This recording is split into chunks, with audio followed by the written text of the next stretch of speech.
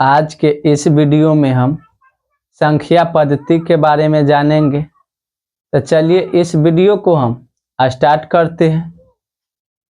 संख्या पद्धति के बारे में जानने के लिए सबसे पहला हेडिंग डालिए अंक। सबसे पहले आपको अंक जानना होगा कि अंक क्या होता है या अंक किसे कहते हैं। तो सबसे पहला हेडिंग डालिए अंक। अंक किसे कहते हैं या अंक क्या होता है उसके बारे में हम जानेंगे। तो चलिए अंक का परिभाषा लिखेंगे कि संख्या लिखने के लिए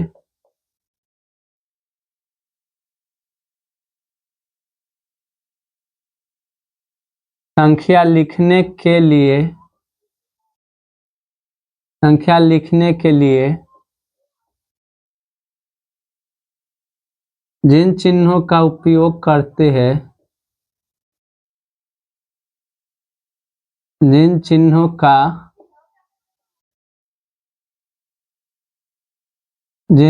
का प्रयोग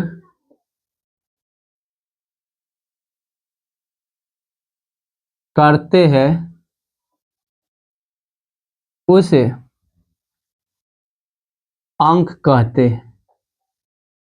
उसे अंक कहते हैं।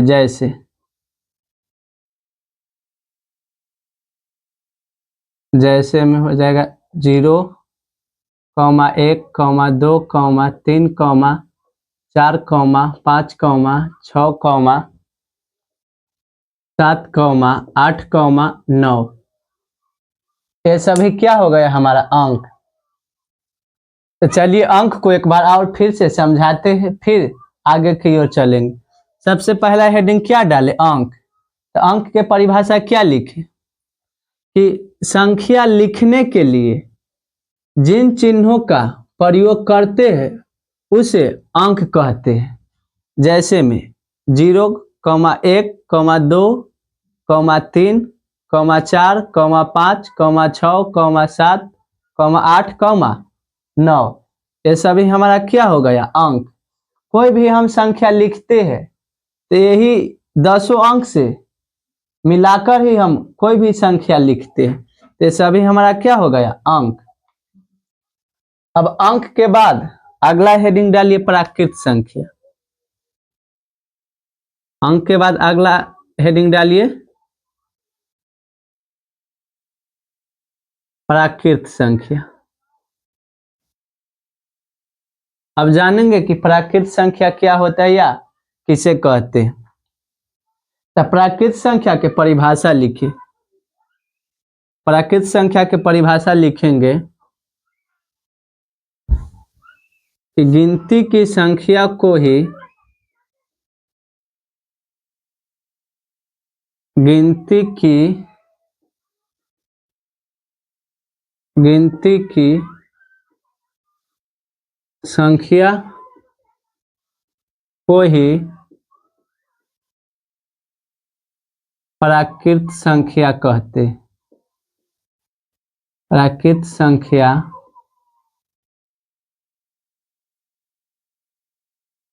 कहते हैं।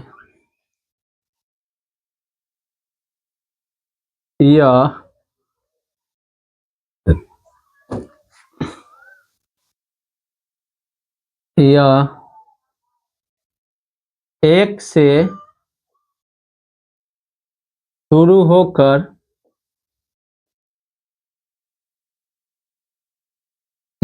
होकर अनंत तक जाती है। अगला हेडिंग क्या डाले प्राकृत संख्या। तो प्राकृत संख्या के परिभाषा क्या लिखे कि गिनती की संख्या को ही प्राकृत संख्या कहते हैं। यह एक से शुरू होकर अनंत तक जाती है। जैसे में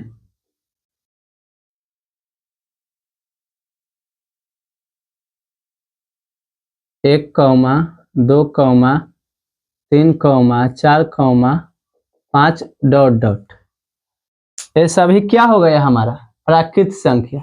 प्राकृत संख्या की परिभाषा क्या लिखे कि गिनती की संख्या को ही प्राकृत संख्या कहते हैं, कि हम गिनने में जिन संख्या का प्रयोग करते उसे ही हम प्राकृत संख्या कहते। यह एक से शुरू होकर अनंत तक जाती है। कोई भी हम वस्तु गिनते हैं तो एक से शुरू करते हैं, 1 2 3 4 5 6 7 8 9। इस प्रकार हम किसी भी वस्तु को गिनते हैं। तो जो संख्या हम गिनने के लिए प्रयोग करते हैं उसे ही हम प्राकृत संख्या कहते हैं। प्राकृत संख्या के बाद अगला हेडिंग डालिए पूर्ण संख्या। आप जानेंगे कि पूर्ण संख्या किसे कहते हैं। पूर्ण संख्या। अगला हेडिंग क्या डाले पूर्ण संख्या। तब पूर्ण संख्या के परिभाषा लिखेंगे कि प्राकृत संख्या के परिवार में या समूह में प्राकृत संख्या के समूह में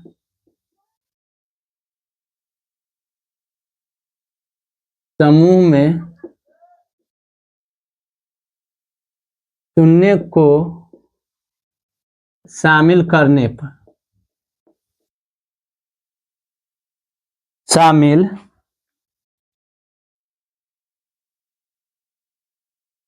करने पर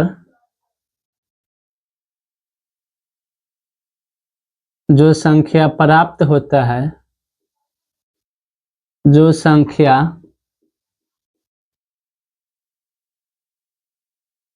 प्राप्त होता है उसे पूर्ण संख्या कहते हैं। उसे पूर्ण संख्या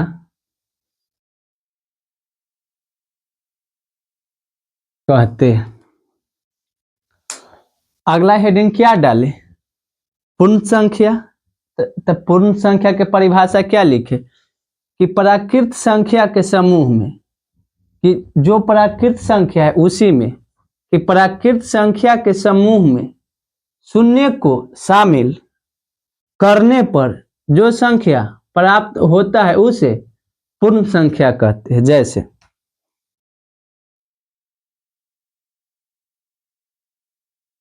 हमारा प्राकृत संख्या क्या है 1 comma 2 comma 3 comma 4 comma 5 dot dot. ये सभी क्या है हमारा प्राकृत संख्या। तो पूर्ण संख्या की परिभाषा क्या बोल रहा है कि प्राकृत संख्या के समूह में शून्य को शामिल करने से तो हो गया हमारा प्राकृत संख्या। इसको समूह में हम इधर शून्य को शामिल कर दिए तो ये सभी क्या हो गया हमारा पूर्ण संख्या। बस प्राकृत संख्या के समूह में खाली हम शून्य को शामिल करते हैं और जो संख्या प्राप्त होता है उसे ही हम पूर्ण संख्या कहते हैं। तो हमारा पूर्ण संख्या तक हो गया। अब आगे की हेडिंग डालेंगे। तो अगर आप सभी लोग इसको उतारना चाहते हैं तो उतार लीजिए, फिर हम इसको मिटा करके आगे की संख्या को बताएंगे।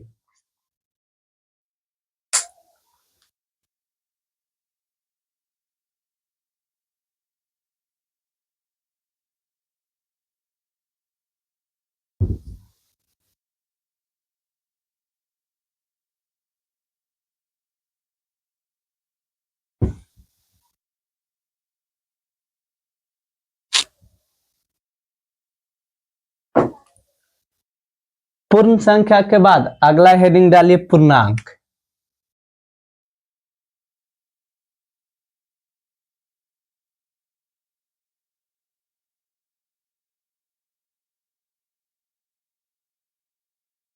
पूर्णांक संख्या।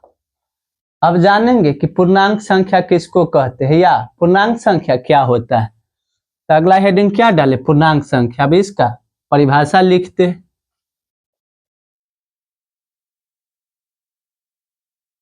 पूर्णांक संख्या के परिभाषा लिखेंगे कि पूर्ण संख्या के समूह में पूर्ण संख्या के समूह में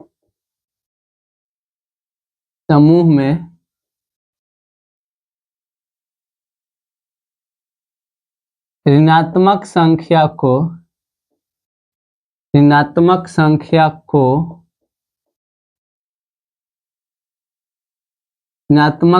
को शामिल करने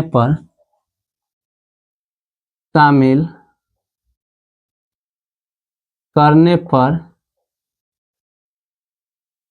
जो संख्या प्राप्त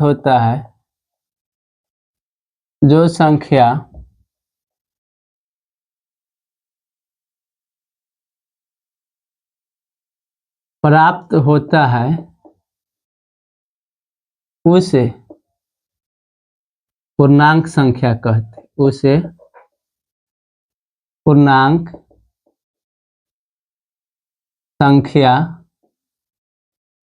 कहते हैं और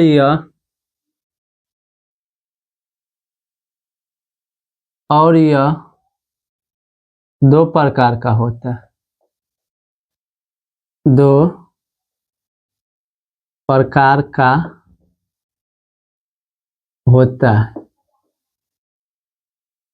है। पहला में धनात्मक पूर्णांक,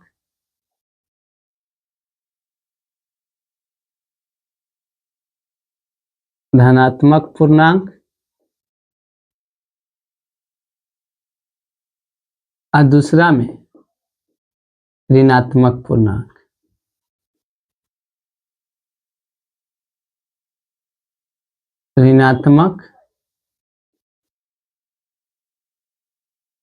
पूर्णांक। अगला हेडिंग क्या डाले? पूर्णांक संख्या। तो पूर्णांक संख्या के परिभाषा क्या बोल रहा है कि पूर्ण संख्या के समूह में ऋणात्मक संख्या को शामिल करने पर जो संख्या प्राप्त होता है उसे पूर्णांक संख्या कहते हैं और यह दो प्रकार का होता है। पूर्णांक संख्या के परिभाषा बोल रहा है कि जो पूर्ण संख्या है उसी में ऋणात्मक संख्या को शामिल करने पर जो संख्या प्राप्त होता है उसे ही हम पूर्णांक संख्या कहते हैं। पूर्णांक दो प्रकार का होता है, धनात्मक पूर्णांक और ऋणात्मक पूर्णांक। तो पहले पूर्णांक संख्या जान लीजिए कि क्या होता है। तो बोल रहा है इसका परिभाषा क्या कि पूर्ण संख्या के समूह में, जैसे में लिखेंगे पूर्ण संख्या कितना था? 0 से था 0 1 2 3 4 5 डॉट डॉट। ये हमारा क्या था? पूर्ण संख्या। इसी में ऋणात्मक संख्या को शामिल किए और जो संख्या प्राप्त हुआ उसे ही हम पूर्णांक संख्या कहते हैं। ऋणात्मक संख्या के शामिल करेंगे तो हो जाएगा इधर -1, -2, -3 डॉट डॉट। इधर बड़ी संख्या चलते जाएगा तो हमारा क्या हो गया? पूर्णांक संख्या। पूर्णांक संख्या की परिभाषा क्या लिखे थे कि यह दो प्रकार का होता है। पहला में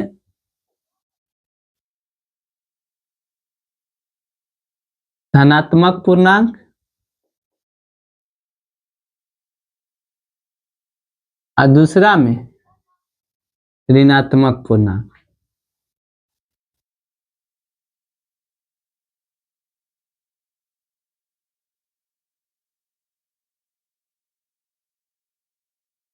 ऋणात्मक पूर्णांक। पूर्णांक दो प्रकार का होता है, एक में धनात्मक पूर्णांक, पॉइंट 2 में ऋणात्मक पूर्णांक। तब धनात्मक पूर्णांक और ऋणात्मक पूर्णांक के बारे में जानेंगे। तो पहला लिखिए सबसे पहले धनात्मक पूर्णांक। अब जानेंगे कि धनात्मक पूर्णांक क्या होता है।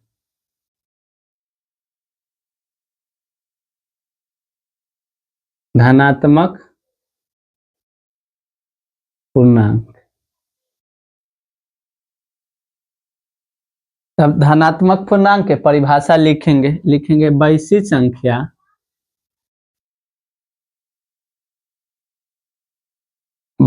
संख्या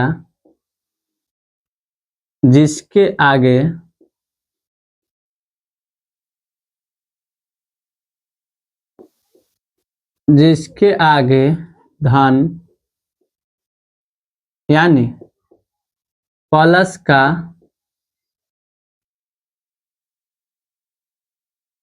का चिन्ह होता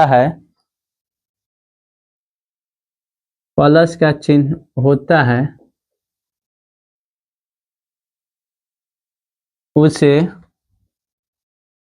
धनात्मक पूर्णांक कहते हैं। उसे धनात्मक पूर्णांक कहते हैं। यह शून्य से बड़ा होता है, यह शून्य से बड़ा होता है।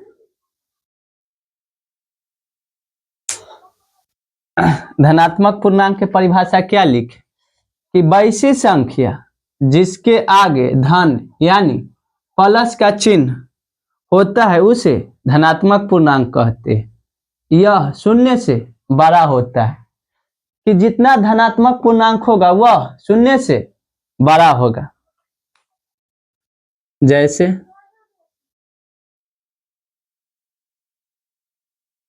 1 2 3 4 डॉट डॉट, ये सभी क्या हो गया हमारा धनात्मक पूर्णांक। ये सभी संख्या शून्य से बड़ा है। तो पॉइंट 2 में लिखिए ऋणात्मक पूर्णांक। अब ऋणात्मक पूर्णांक को जानेंगे कि ऋणात्मक पूर्णांक क्या होता है या उसका परिभाषा।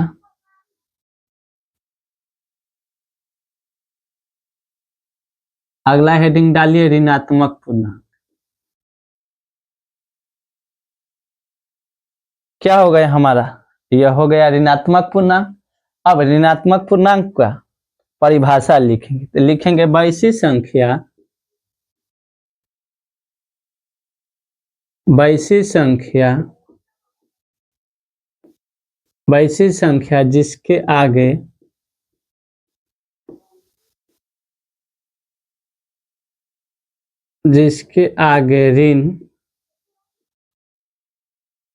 जिसके आगे ऋण यानी माइनस का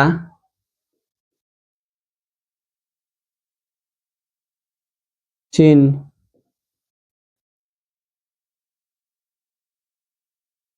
होता है उसे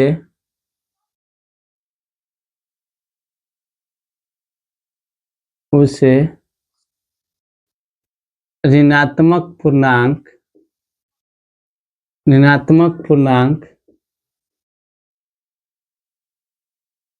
कहते हैं। यह शून्य से छोटा होता है, यह शून्य से छोटा होता है। जैसे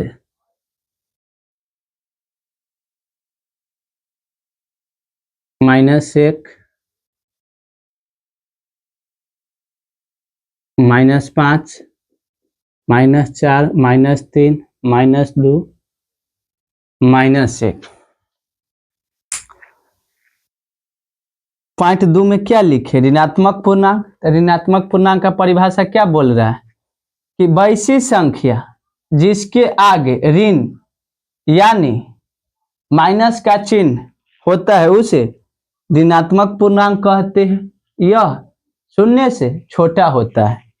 जैसे -5 -4 -3 -2 -1, ये सभी जो संख्या नीचे लिखा हुआ है यह शून्य से छोटा है, यानी कि ऋणात्मक पूर्णांक। तो हमारा पूर्णांक हो गया। अब पूर्णांक के बाद अगला हेडिंग डालेंगे। तो आप सभी लोग इसको उतारना चाहते तो उतार लीजिए, फिर हम मिटा के आगे के हेडिंग डालेंगे।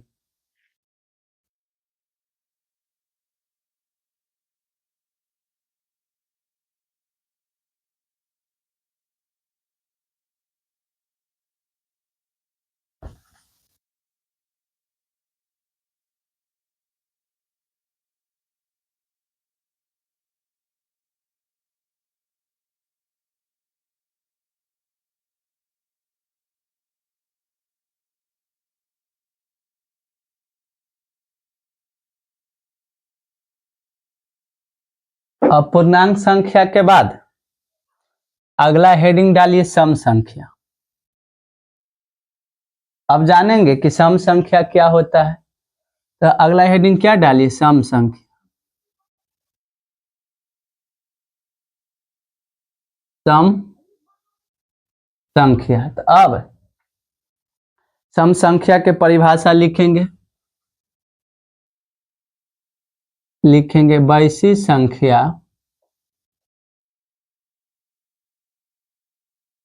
वैसी संख्या जो 2 से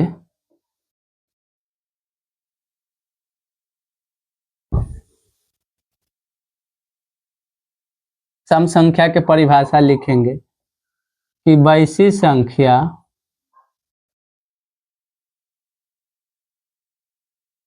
वैसी संख्या जो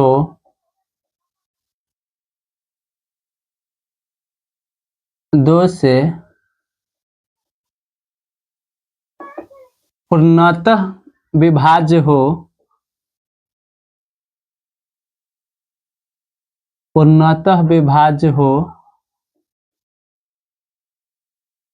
उसे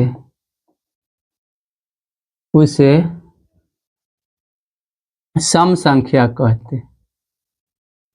उसे सम संख्या कहते हैं।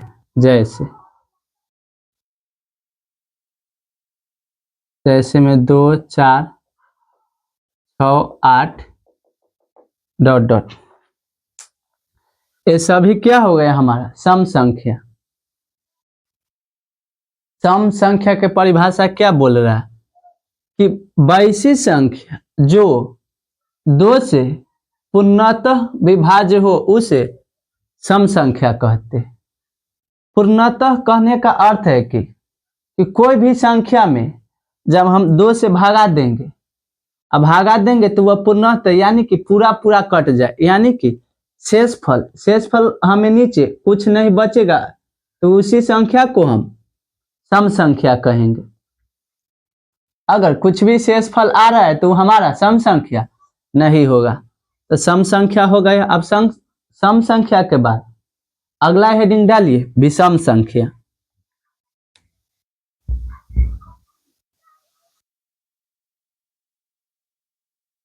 अगला हेडिंग डालिए विषम संख्या।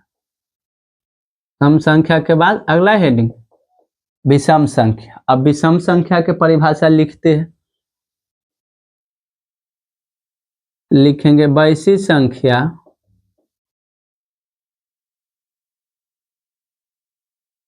संख्या जो 2 से पूर्णतः विभाज्य न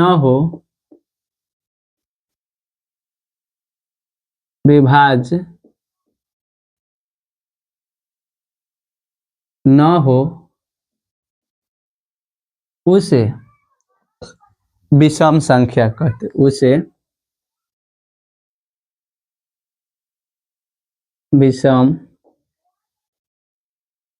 विषम संख्या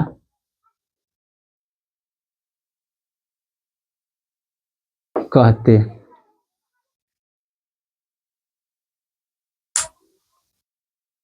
अगला हेडिंग क्या डाले, विषम संख्या। विषम संख्या के परिभाषा क्या बोल रहा है कि वैसी संख्या जो 2 से पूर्णतः विभाज्य न हो उसे विषम संख्या कहते हैं। यानी कि अब कोई भी संख्या में 2 से भागा देंगे, अब पूर्णतः के अर्थ यानी कि पूरा पूरा नहीं कटेगा, शेष कुछ भी बच रहा है 1 2 3 4 5 की शेष कुछ भी अगर आ जाता है तो वह हमारा विषम संख्या होगा। जैसे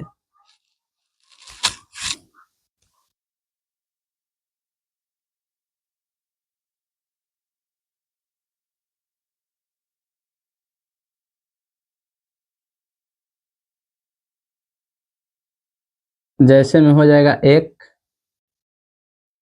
3 5 7 डॉट डॉट, ये सभी हमारा क्या हो गया विषम संख्या। ये सभी संख्या 2 से पूरा पूरा नहीं कटेगा। तो आप सभी लोग को सम संख्या और विषम संख्या भी समझ आ गया होगा। तब अगला हेडिंग डालिए भाज्य संख्या। सम संख्या विषम संख्या हो गया। अब अगला हेडिंग भाज्य संख्या। अब जानेंगे कि भाज्य संख्या क्या होता है।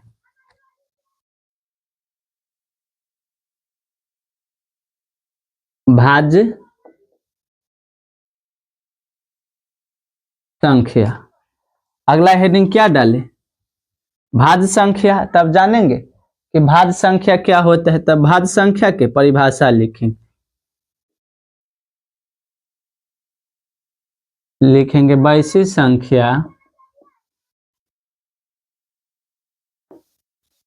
संख्या जो एक और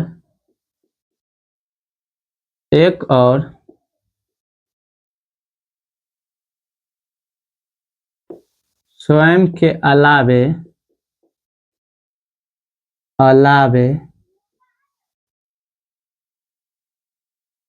एक और स्वयं के अलावे किसी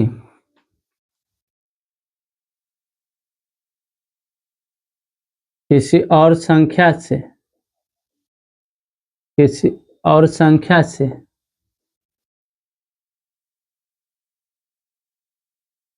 विभाज्य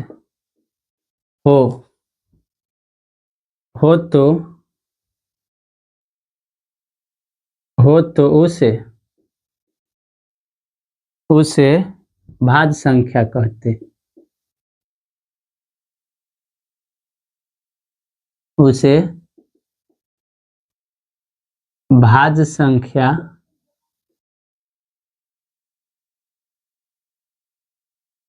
कहते हैं।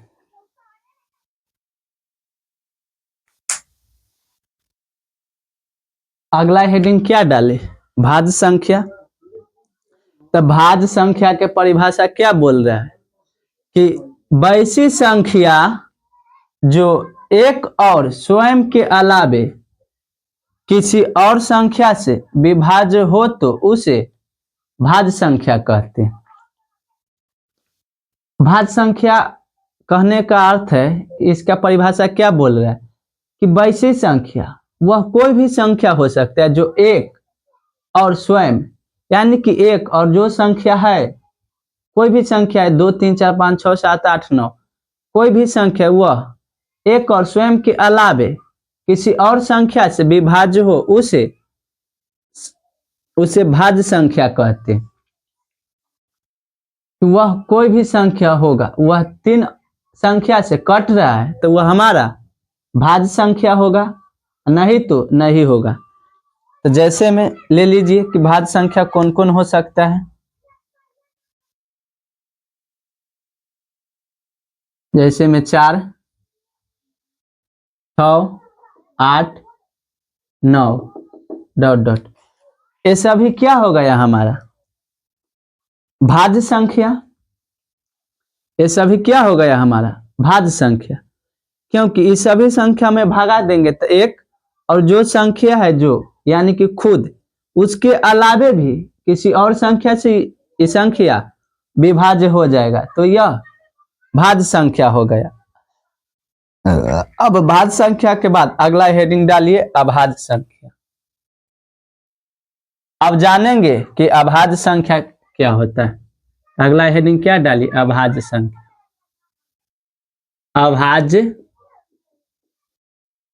अभाज्य संख्या। तब अभाज्य संख्या के परिभाषा लिखेंगे कि वैसी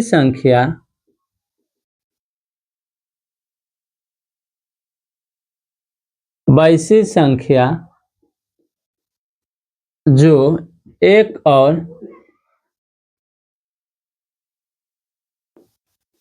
और स्वयं के अलावे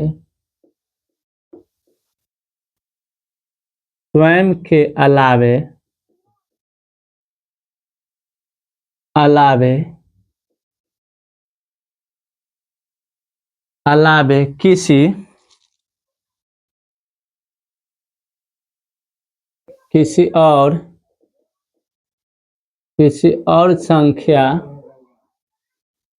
से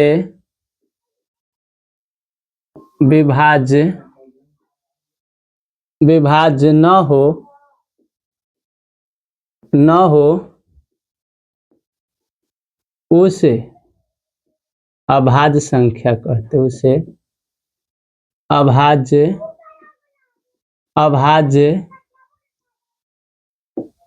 संख्या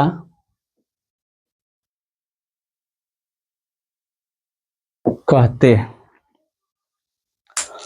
अगला हेडिंग क्या डाले, अभाज्य संख्या। तो अभाज्य संख्या की परिभाषा क्या बोल रहा है कि वैसी संख्या जो एक और स्वयं के अलावे किसी और संख्या से विभाज्य न हो उसे अभाज्य संख्या कहते हैं। यानी कि वह कोई भी संख्या है जो दो ये अंक से कट रहा है, एक तो एक से और वह स्वयं से, यानी कि वो जो संख्या खुद है उसी से विभाज्य होता है तो वह अभाज्य संख्या होगा। जैसे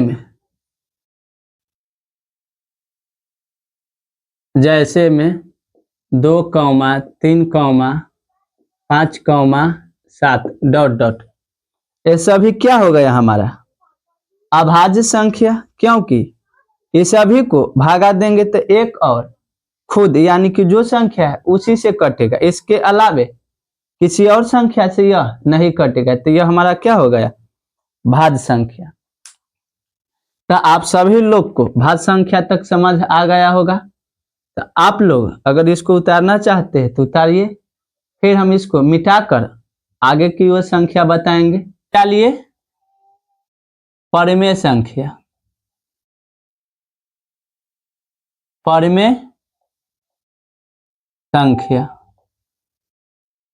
अब जानेंगे कि परिमेय संख्या क्या होता है। तो लिखेंगे वैसी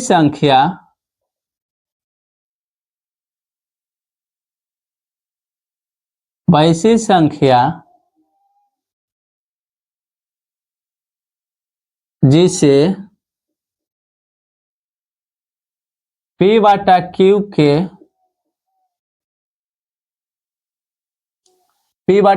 के रूप में लिख सकते हैं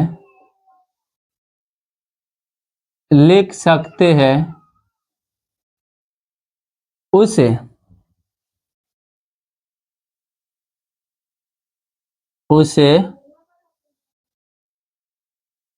परिमेय संख्या कहते हैं। उसे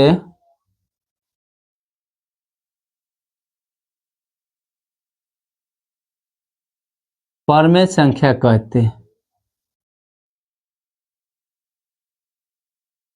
जहां Q 0 के बराबर न हो। तो परिमेय संख्या के परिभाषा क्या बोल रहा है कि वैसी संख्या जिसे P/Q यानी अंश बटा हर के रूप में लिख सकते हैं उसे परिमेय संख्या कहते हैं, जहां Q 0 के बराबर न हो, यानी कि हर 0 के बराबर न होना चाहिए, उसे परिमेय संख्या कहते हैं। जैसे में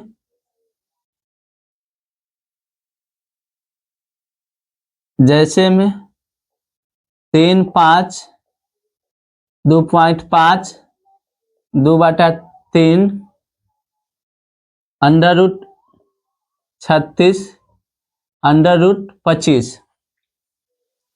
ये सभी क्या हो गया हमारा परमेय संख्या, क्योंकि इसे p/q के रूप में यानी अंश बाटा हर के रूप में लिख सकते हैं।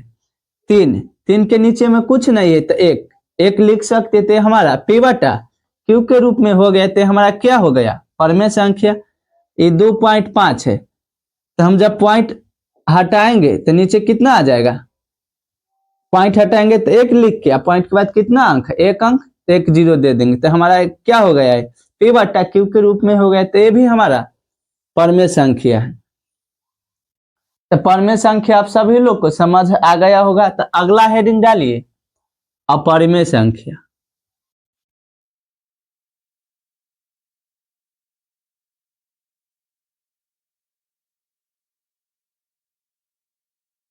अपरिमेय संख्या, तो अपरिमेय संख्या की परिभाषा लिखेंगे कि वैसी संख्या, वैसी संख्या जिसे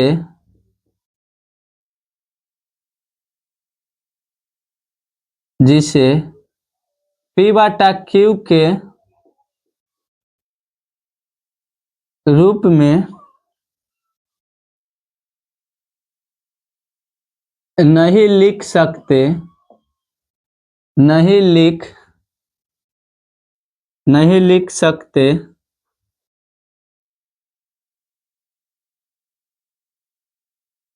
उसे अपरिमेय संख्या कहते हैं। उसे अपरिमेय संख्या कहते हैं। तो अपरिमेय संख्या की परिभाषा क्या लिखे कि वैसी संख्या जिसे p/q के रूप में नहीं लिख सकते उसे अपरिमेय संख्या कहते हैं। यानी कि वह संख्या जिसे अंश बाटा हर के रूप में नहीं लिख सकते वो हमारा क्या हो जाएगा अपरिमेय संख्या। जैसे में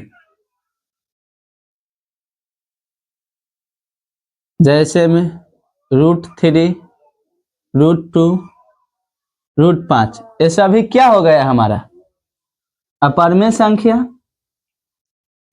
तो आप सभी लोग के परमेय संख्या और अपरिमेय संख्या समझ में आ गया होगा। तो अगला हेडिंग डालिए, अगला हेडिंग डालिए वास्तविक संख्या। तो वास्तविक संख्या के परिभाषा लिखेंगे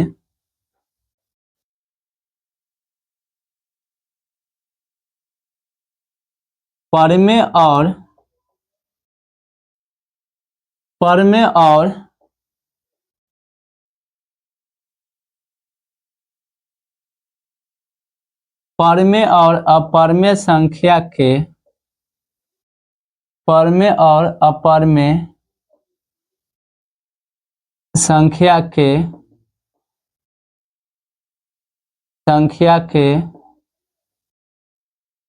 समूह को ही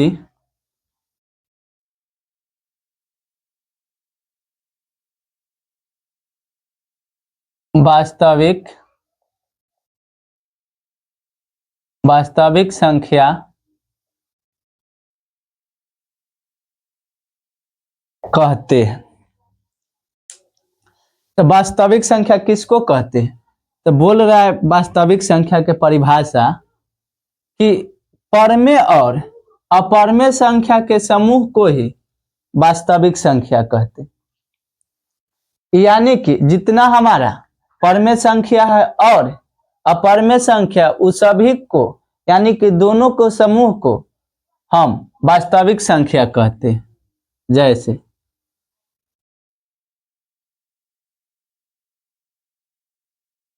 जैसे 2, 3, कॉमा √3, √5, ये सभी हमारा क्या हो गया? वास्तविक संख्या। ये सभी क्या हो गया हमारा? वास्तविक संख्या। अब वास्तविक संख्या के बाद अगला हेडिंग डालिए अवास्तविक संख्या।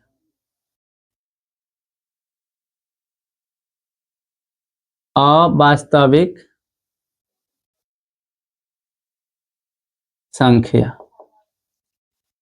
तो अब अवास्तविक संख्या के परिभाषा लिखेंगे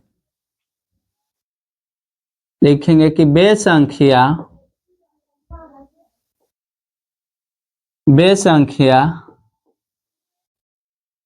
जो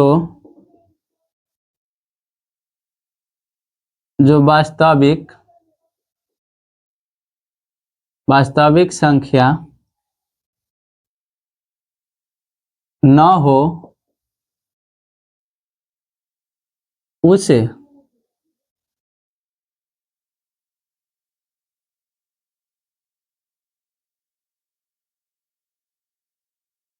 अवास्तविक संख्या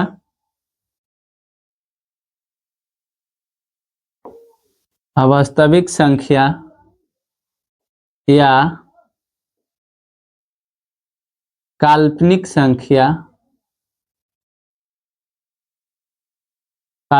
संख्या कहते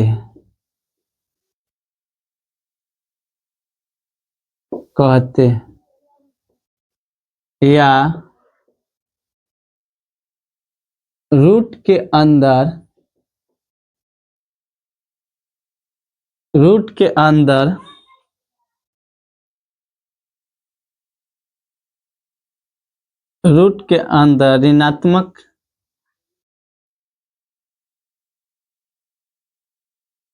ऋणात्मक संख्या को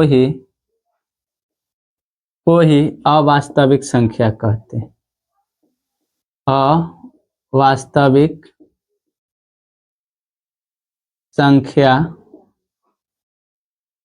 अवास्तविक संख्या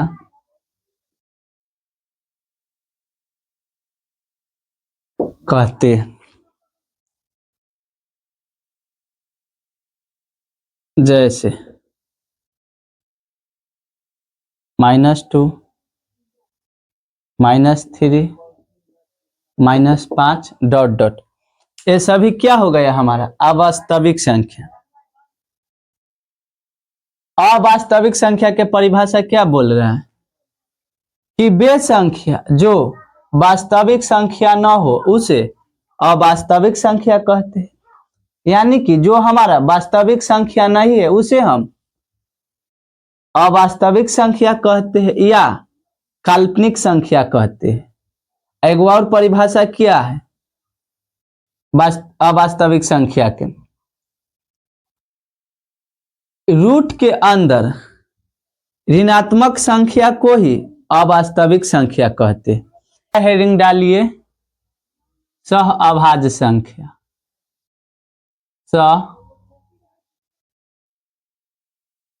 सहअभाज्य संख्या। तो अब जानेंगे कि सहअभाज्य संख्या क्या होता है। तो सहअभाज्य संख्या के परिभाषा लिखेंगे कि वे दो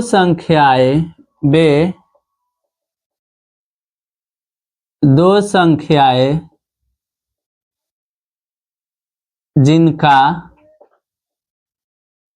जिनका उभयनिष्ठ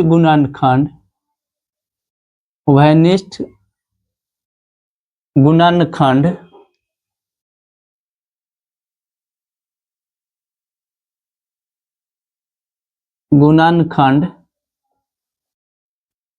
केवल एक हो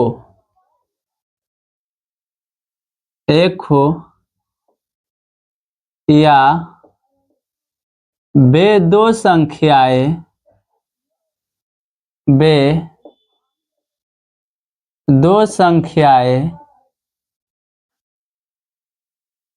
जिनका HCF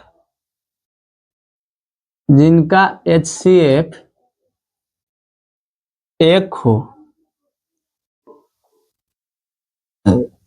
हो उसे सहअभाज्य संख्या कहते। उसे सहअभाज्य संख्या कहते। जैसे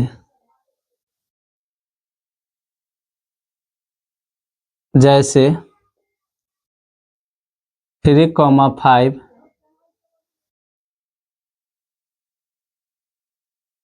5,7 ...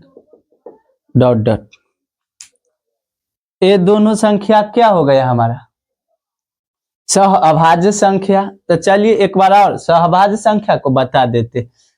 सहअभाज्य संख्या के परिभाषा बोल रहा है कि वे दो संख्याएं जिनका उभयनिष्ठ गुणनखंड केवल एक हो, या वे दो संख्या जिनका HCF एक हो उसे सहअभाज्य संख्या कहते। यानी कि वह संख्या जिसका हम गुणनखंड करेंगे तो उसमें से कॉमन केवल एक आएगा, उसे ही हम सहअभाज्य संख्या कहेंगे। या वो दोनों संख्याओं का HCF यदि एक आ रहा है तो हमारा सहअभाज्य संख्या हो जाएगा। तो हमारा संख्या पद्धति समाप्त हो गया।